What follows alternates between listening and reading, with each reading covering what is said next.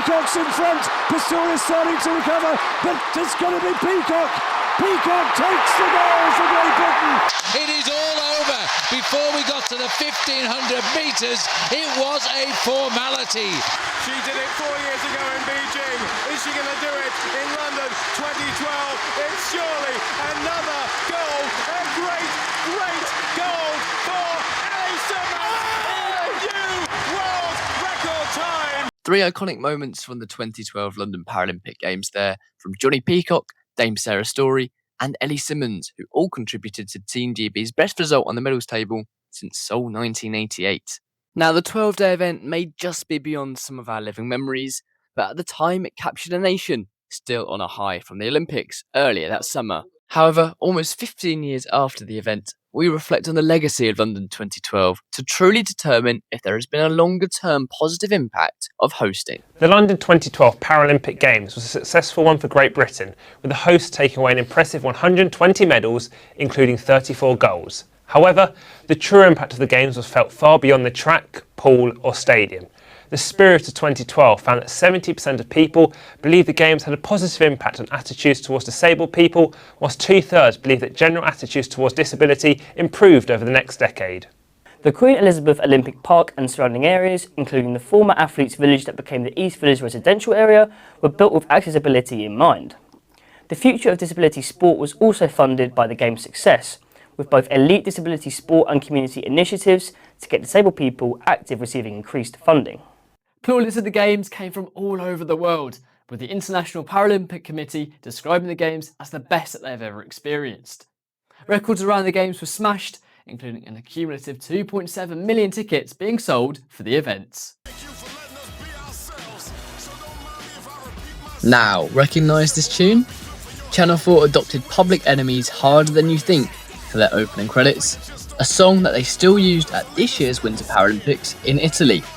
The station was widely praised during their debut games, and this song has become symbolic with Channel 4's coverage. William can tell us more about how the broadcaster covered the London Paralympics.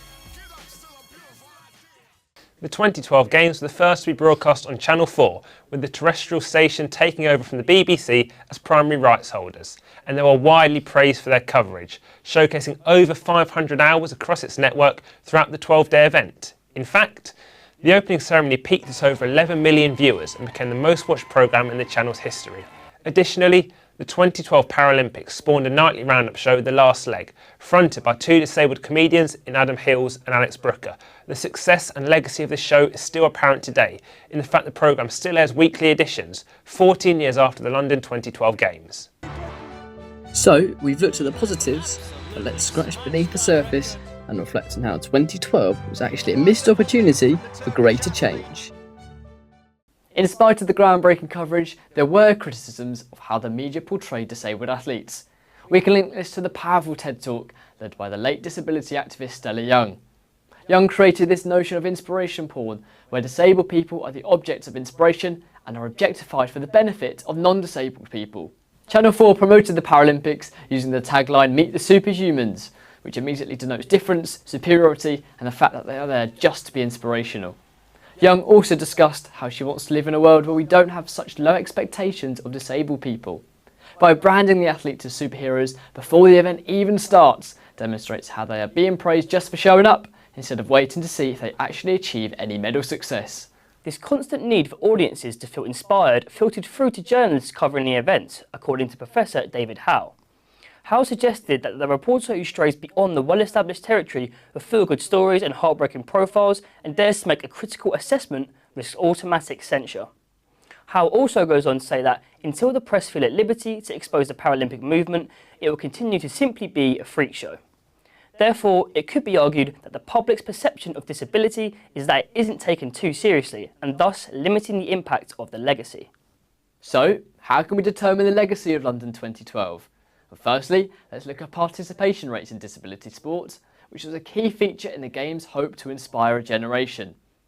But that didn't exactly go to plan.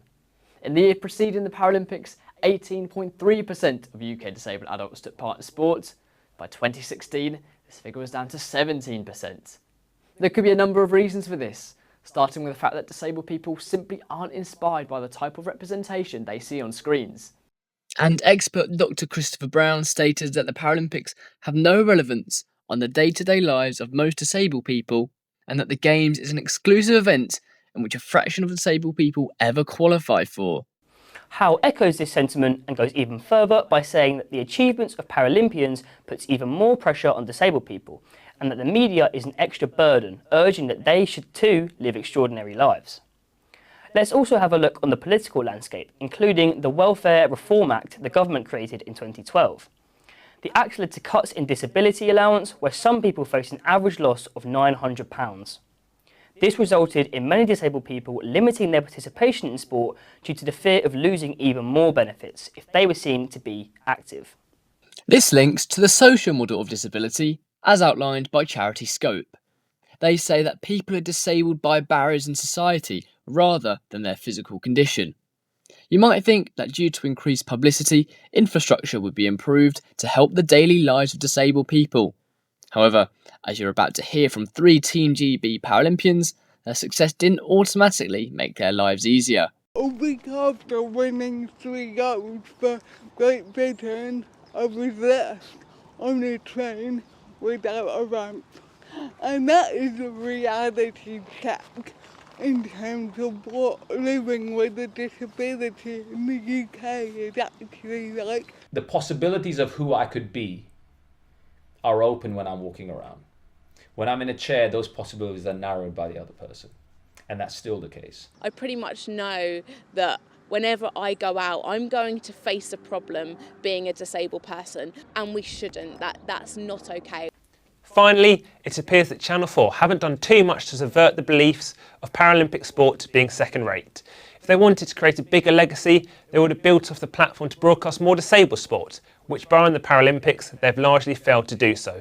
Even more so, the last leg, which was created specifically for London 2012, has seemingly forgotten its roots and has become a topical news show rather than one dedicated solely to disabled sport.